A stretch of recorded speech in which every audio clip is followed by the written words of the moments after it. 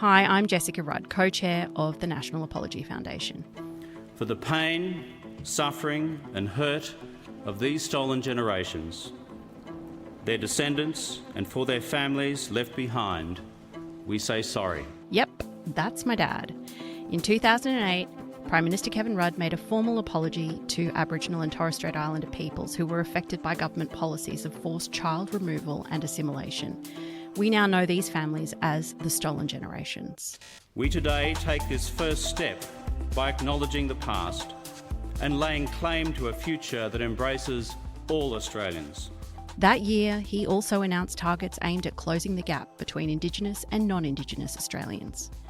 When he left politics, we established the not-for-profit National Apology Foundation. In this series of Listen, Learn, Respect, we take a closer look at some of those targets and meet Aboriginal and Torres Strait Islander people working to close the gap.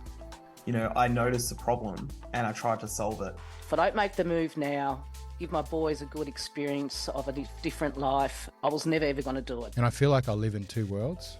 You know, some of my clients are literally living in sheds. It's actually the lack of ability to participate in the mainstream economy which inhibits people. There's no need for museums anywhere around the world to hold our ancestral remains or our restricted objects. It was a really terrible time in child welfare.